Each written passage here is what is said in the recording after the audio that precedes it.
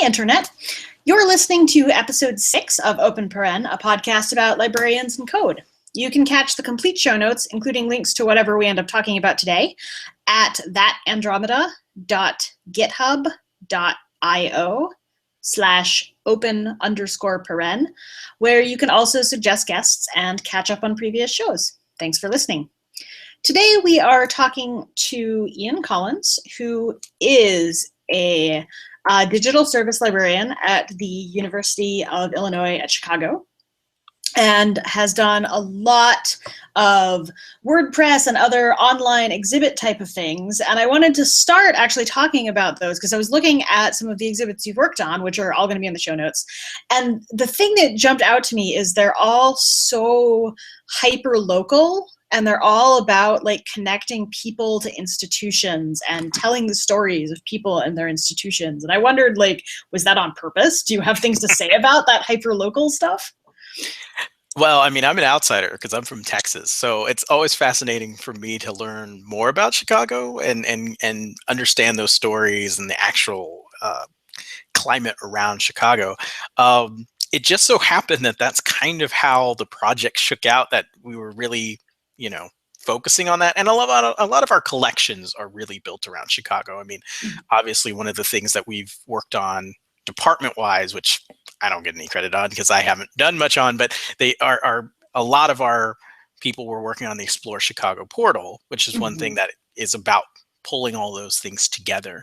And so a lot of the actual special collections that we've spent a lot of time digitizing and getting out there are definitely Chicago based. So it just so happened that we were trying to put those things out there, get a lot more access to them. There's always people interested in reading and learning more about Chicago. So it seemed like there was some built-in users for it. So yeah, I remember when the Explore Chicago launched, and it looked like such a sort of labor of love and such a nostalgia fest for anyone with a Chicago connection that I was instantly like sending it to all my Chicago friends, or like, have you seen this? Particularly my Chicago friends here who, constantly miss Chicago. Sure. I am also not from Chicago, but I've been there for ALA, and I can see why people would be attached to it. Yeah, and so it definitely works to as a showpiece for us as well, because we have so much Chicago material, and so that's one way to get it out. But another way to do that is also to have a more curated experience with some of our materials. Like for something like Explore Chicago, there's less of a need to have things that are so UIC specific. And in this case, UIC is turning 50 this year. So, there was definitely a lot of interest in celebration. We also had a new reading room open at the library, which was focused around the start of the campus. So it was a way to start marking some of those things and some of those milestones, and to actually get a lot of those materials together and let people see how the campus is developed. Because this campus totally was like, it looked like the Jetsons, kind of. I don't know. It was kind of the brainchild of a fascinating architect who, I don't know, he had a lot of theories, maybe a lot of issues. I don't know. There's staircases that don't go anywhere on this campus. There used to be sky platforms that connected different floors and stuff. All these things that sound amazing, and when you see them in practice, they do look pretty cool. But the problem is, there was crime sometimes that happened under these underpasses, and maintaining them when it's cold. All these things happen. So they had to tear a lot of that down. So a lot of the actual character of this campus isn't there. So in the case of the UIC archive site, part of what we were trying to do is showcase that, show how campus has changed, show things that when it first opened, why it was a big deal and why it was considered, such a space age and interesting campus. Right, because you only have the original intent of it at this point in that archival form. Yeah, I was reading about on your I guess personal site, you had a Mecca exhibit about the Circle campus and how very like brutalist it was, and like I'm a total Jane Jacobs partisan, right? So I like can't deal with brutalist architecture. She's poisoned that well for me. Sure. But it was very reminiscent of the brutalist stuff in Boston, where again it was built with that sense of like futurism and optimism and egalitarianism or what have you, but it was built totally without an awareness that it snows here. And, right, exactly. Yeah. And yeah, without an awareness that if you have sort of spaces that aren't warm and friendly, but are also poorly lit and maybe under things, like there will be crime, and then you'll have to tear it down. So one of the things I was wondering, looking at all that, is you're talking about a project where there's a lot of stakeholders who are alive and present and have strong feelings, right? This is their city. And are you involved with talking to them, or with the process of curation? Are there sort of aspects of that you find yourself having to represent technologically? I'd say we've definitely had that with a couple of projects. Less so in that one. That one was very much like they just really wanted to see something. They had, what happened was there was kind of an initiative to build a site originally that put these things together, but they kind of hadn't done it, I guess. And so the Alumni Association was actually really receptive when the university archivist, who was really spearheading the project, was pushing that forward. He had made contacts within the chancellor's office and different things. So there were definitely people that were interested, but they were very relaxed in that case. Like, they just wanted to get something to mark such a big achievement, and it's still something that's evolving. We're still adding to that site. We're still adding new timelines and probably exhibits that show off more of that material as it's being digitized. But we didn't have to really work too hard on that one. For the Remembering Daily site, we had to try and come up with ways to represent those different eras curatorially, and our special collection staff did a great job. So that's the one where I'd say we definitely had to kind of discuss and figure out how you're going to represent those things over time. I mean, that one definitely required a lot of kind of digital curation work, not only from the actual what we were doing in WordPress, but just when you're looking at the materials. Yeah, I was looking at that site, and I am not from Chicago, but I know just enough about Chicago to know that Mayor Daley is not a straightforward legacy, and figuring out, how do you put that in an exhibit that isn't either going to totally whitewash things or infuriate everybody. Seems like an exciting challenge. Yeah, that one. Yeah, that was exactly the challenge. You just described it perfectly. Is you want to give the full story, but there's also a lot of sensitivity that has to come up, on a lot of different sides. So you're just trying to capture that and find ways to approach that, and I think we covered it pretty well. I mean, I definitely think the main archivists that were really sitting there with the papers and doing everything, just really, did a great job putting all the materials together. We were just trying to really find a place and a platform to actually present it in their vision.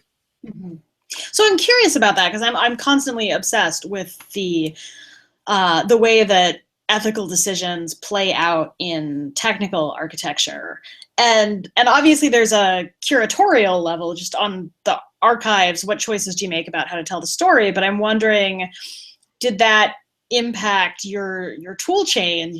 You've talked about WordPress hacking and development and stuff being interests of yours. So that are there tools you found yourself needing to use or avoid or change in order to tell that story in a way that was honest and sensitive?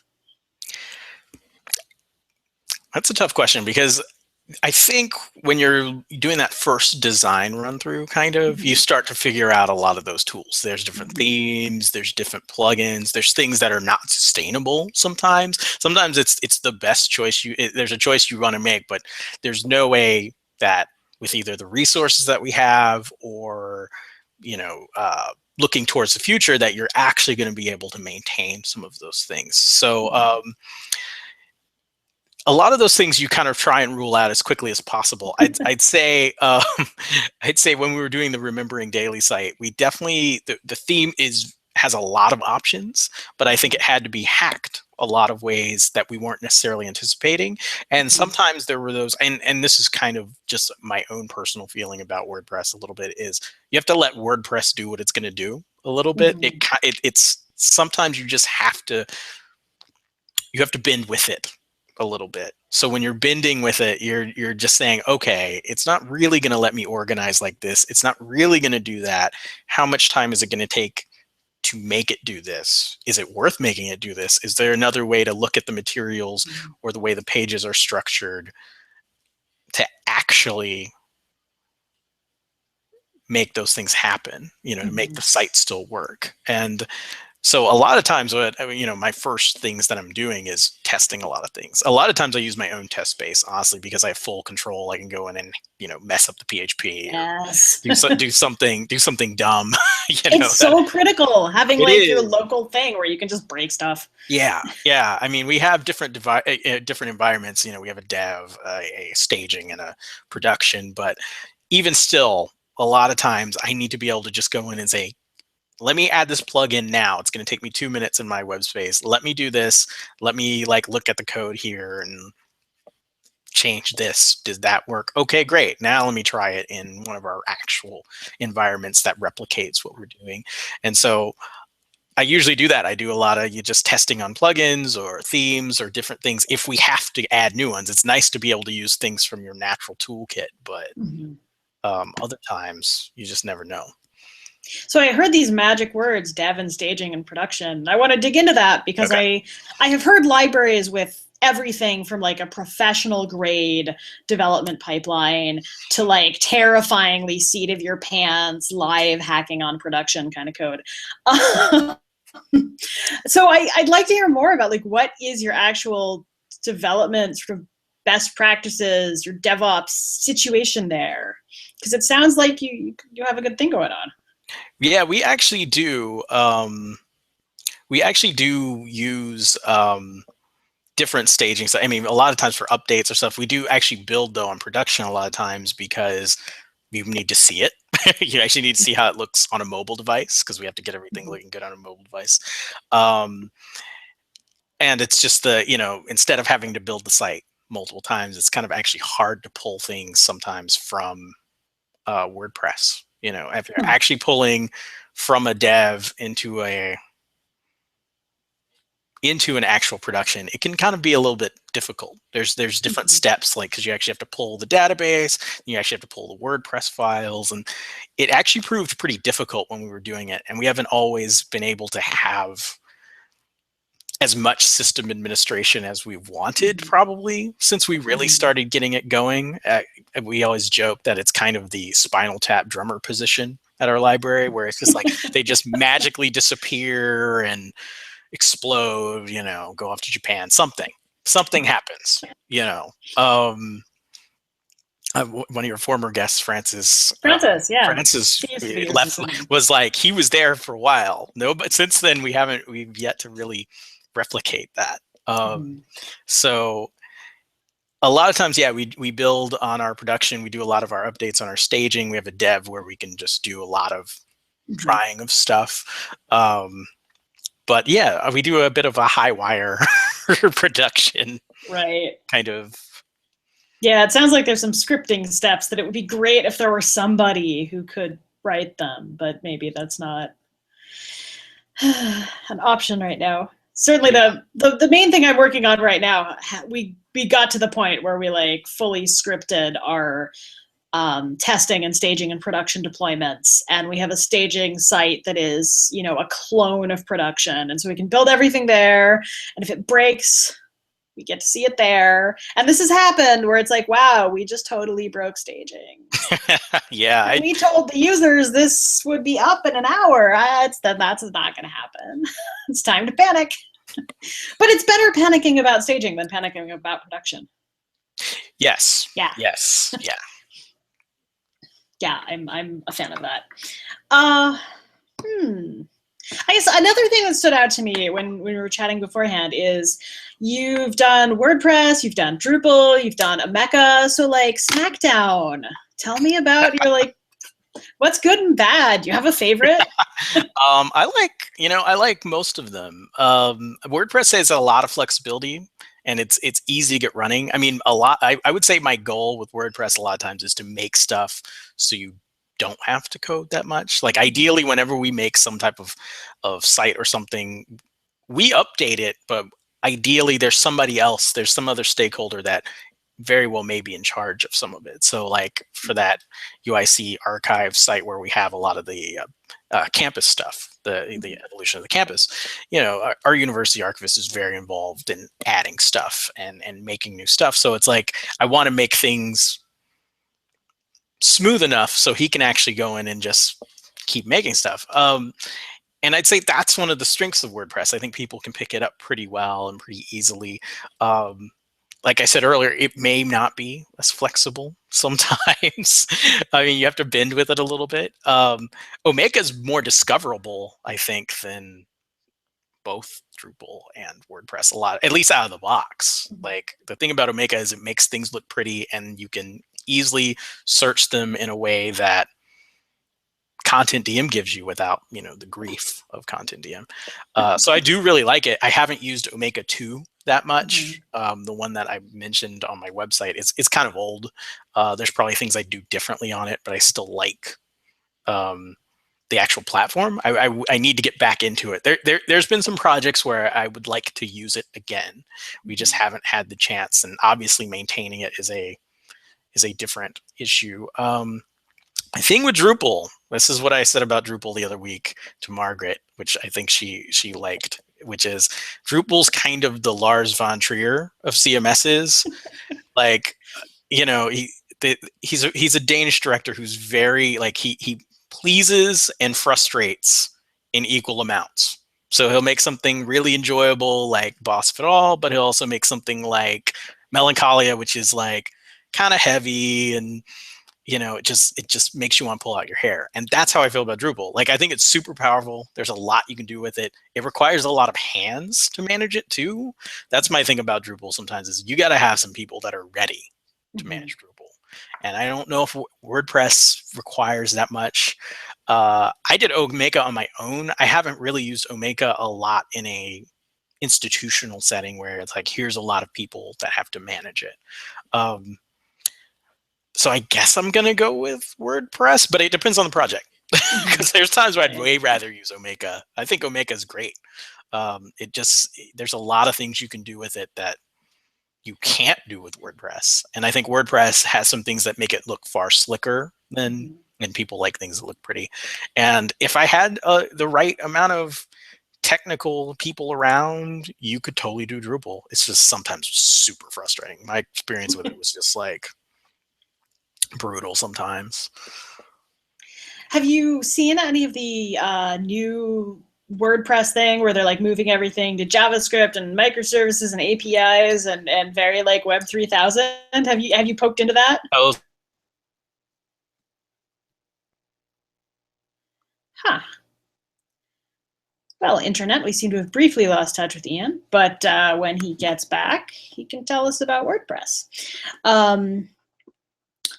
And while we wait, maybe you want to go check out the brand new WordPress. I'll make sure to have that link in the show notes, because it's really interesting. It's moving to sort of an all JavaScript front end thing where everything can talk to each other through APIs. And in theory, there's a whole lot of performance upgrades that can come with that. But of course, it's also like, now you have a gigantic pile of JavaScript where perhaps before you had just like HTML. And I haven't looked at it closely before, but I am wondering, and I'm hoping someone with WordPress expertise can tell me about the sort of pros and cons of that, right? Do you end up with sort of a maintainability nightmare, or a thing where it's like, if you don't do exactly what it wants, then you can't do anything? I don't know. However, I don't seem to be getting Ian back, so I'm going to, oh, he just dropped out, so maybe he's gonna rejoin. I'll give him a moment to rejoin. And if he doesn't, I think I'm gonna have to call this one early. Ooh, he's trying to come back. Hopefully he just had sorry. There you are. It's me and Windows. They're just not friends today. Oh, I'm not friends with Windows ever. I'm usually, I try not to be judgy about platforms and systems and stuff, because I want people to feel welcome to be part of technology no matter what. But I guess I am like that jerk who kind of like can't cope with Windows anymore. Anyway. Well, yeah, fair enough. I wish I didn't. I have that just so I can boss our content DM. So apologies to everyone. I just cut out. You were saying about like headless Yeah, like the new WordPress and things, WordPress with right? its like brand shiny new JavaScript APIs everywhere. Like, have you gotten to dig into that? Do you have things to say about it? I'm interested in it, and I think we've discussed it a little bit, but we haven't gone deep into those changes. I mean, right now we just still have our multi-site server and have done everything pretty much within that. I mean, that's still fairly new as a service for us. I mean, we hadn't done a lot with WordPress when I got here about almost 2 years ago. We had like our library blog, and it was pretty out of the box. So I mean, it's still a learning curve where, we probably have maybe 10 things up and running and trying to get more going. And so that's, even as it builds, that's creating new challenges. And so then it's like dipping into a more expansive version. We haven't yet. And we don't have a lot of Java hands, really. We don't have like a lot of Java developers right now. We've got a lot of Python and some PHP people. So we haven't really gone in on it yet. Yeah, so I want to pick up on that phrase as a service that you use, because of course the difference between a technology that you just have like on your computer and a technology that's a service or a production grade thing, like supporting a lot of people, can be actually a really big difference. So I'm curious, like, what's involved for you in going from the like, yeah, maybe we have a blog to we have a service going on? Well, we developed some policies, which obviously evolve. You set some, and then they just change. And every site is different, so sometimes your ideas are different. But and also, your user base is different. So some people are much more like, yeah, I totally want to add things all the time, and then we've got others where it's like, yeah, we might add to it, or I don't really want to add to that. Can you go in and do this? Or like another thing that I worked on, it was actually pretty Java heavy and was using this ancient code. And I'm pretty reticent to actually go in and do much to it because I don't want it to break. So it's like I don't really want people going into that one very much. Like I feel like one change could just break everything in that one. So it's just been an adjust. I mean, part of it's just educating everybody, saying like, hey, yeah, we're working, we have this now, we can actually build some things. We have to actually, we got to do our project proposals and meet with the stakeholders and all of those things, but we also have to actually think about what our bandwidth is to actually build this stuff and actually get these things going. So it's been a learning experience trying to actually just make it something like, yeah, people know it's there. And also another thing, sometimes we've actually done some projects that were heavier, than WordPress, obviously. So that's something that has been under consideration too, is this something we can do in WordPress? Usually we think we can, but there's times where maybe that's not the best strategy. So I'd say just really trying to get set policies, and also in-house policies. We also have to meet about it a lot too. Like, especially when we've got a lot of heavy projects, we were definitely meeting, we were doing our scrums, and standing there or sitting, and because we were breaking the rules of Scrum, and just actually trying to keep everybody updated and make sure that, we're moving in the directions that we need to do. So a lot of project management is part of it. So I take it you're an agile inspired shop. At least partially, yeah. Oh yeah. It's something that we definitely use. I don't think we follow the principles as heavy as some places, but it's definitely helped. I mean, I think it was a big help starting to get these things really going, and working with the department to kind of get these projects off the ground and make sure that we actually finish them and make good time and make our stakeholders happy, all of those things that you actually really want to do. So is that like a recent switch over to an agile style for you all, or in place for a while?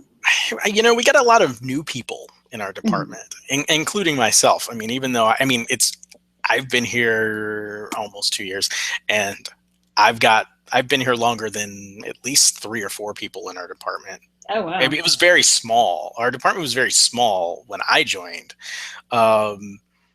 And so then as we've kind of evolved things, you know, I think we've all kind of brought it in a little bit. We've definitely had some good leadership pushing us to kind of adapt that into our style. But we also had a lot of new people that were, you know, ready to shape that. So I would say we've definitely gone on and kind of done our own image version of it.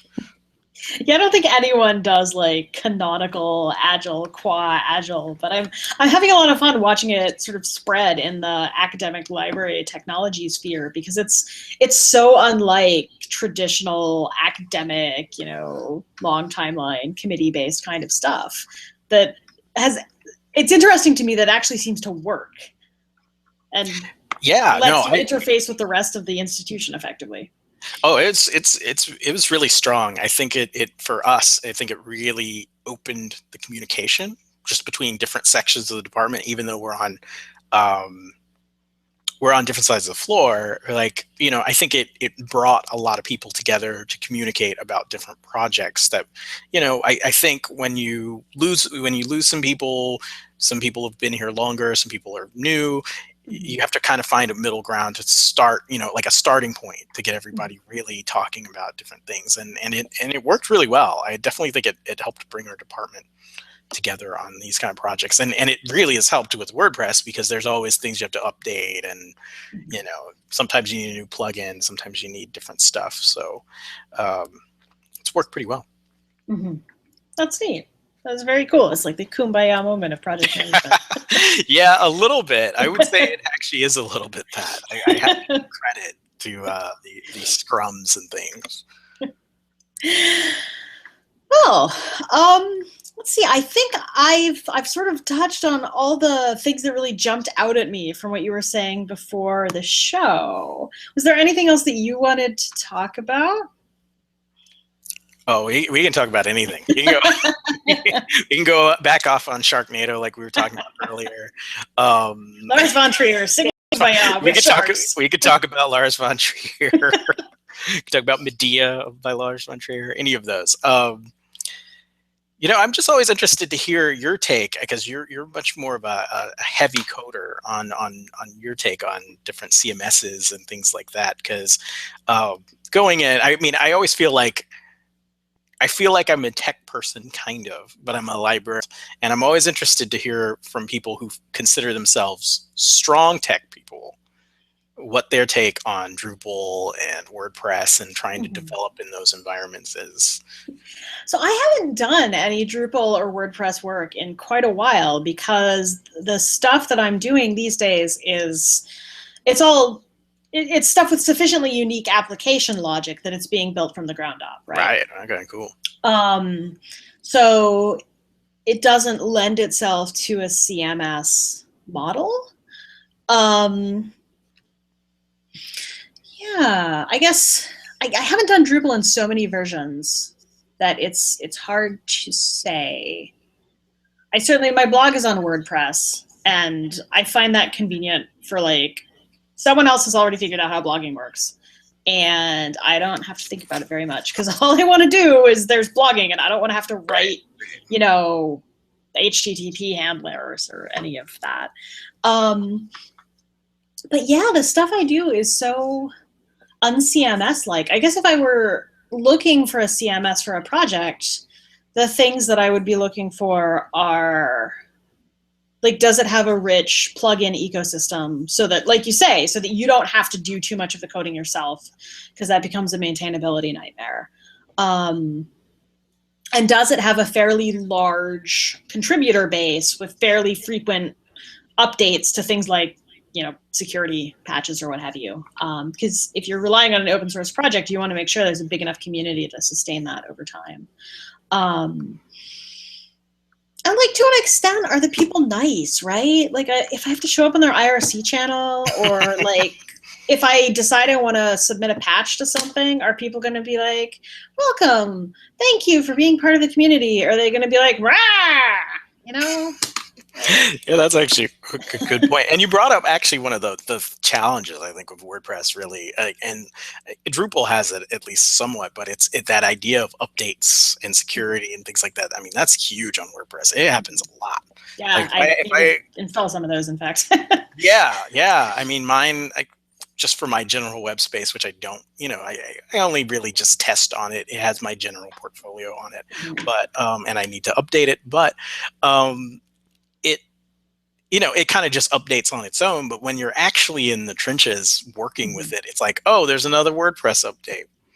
Oh, there's another, there's another big one that we actually have to make sure everything isn't broken if we do it. I mean, there's definitely one that we did something on that UIC archive site with Owl, Owl, the carousel and gallery kind of plugin, that we kind of had to leave it alone. We couldn't really update it for a little bit because it actually broke something within the site. That's one of the first times that's happened so far during our WordPress run, because we've tried to choose our plugins well, and somehow if they did some weird commit or something, I don't know what happened, it just broke the galleries. So and that's honestly goes back to that environments question where it's like, hey, here's staging, why is this not working? How do we keep that from, oh, well, this won't happen on production now because we looked at it and we saw that it. So yeah, I mean, that's the thing about WordPress, all that security. It's funny, we had a Code for Lib Chicago not that long ago, and the librarian at IIT was saying he felt like he kind of preferred Omeka because you can kind of do it and leave it alone. And that's interesting because I think we have to deal with that WordPress challenge, a lot of just updating. I'm sure it drives our...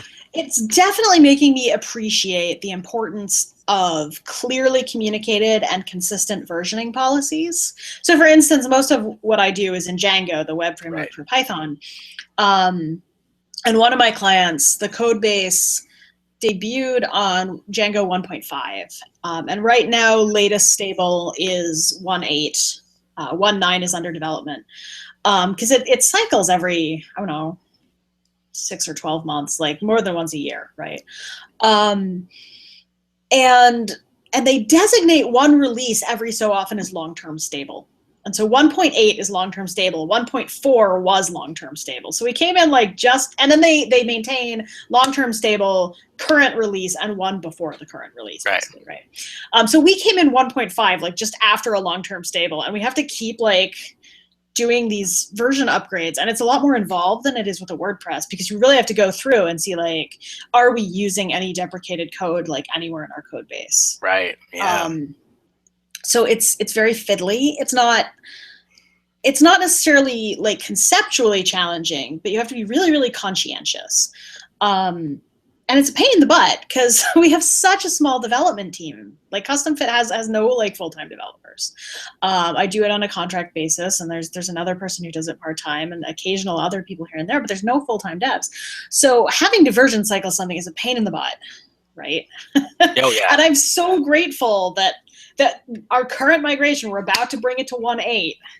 And that's long-term stable, and so it will get security patches, and we don't have to deal with any other version upgrades for a couple of years because it's just so grueling. Yeah, see, that's nice.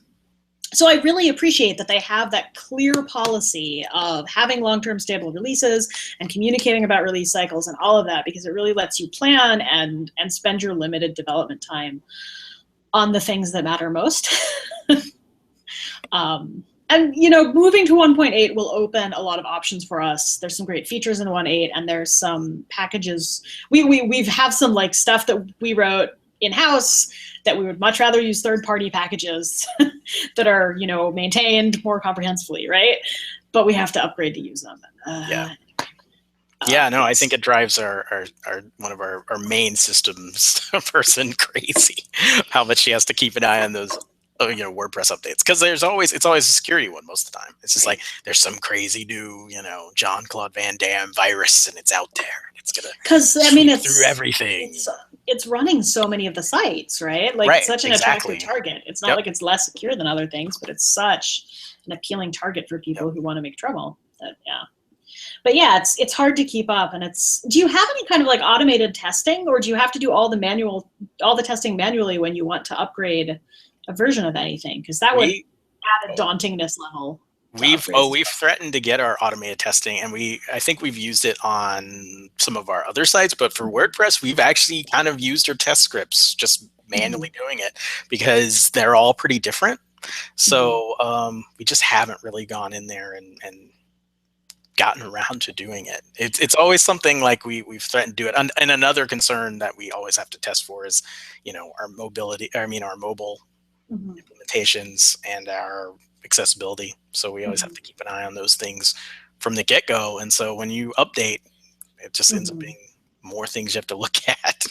So yeah, there's definitely some time when we do a run of updates that I just go into our staging and just make sure that things aren't broken, basically.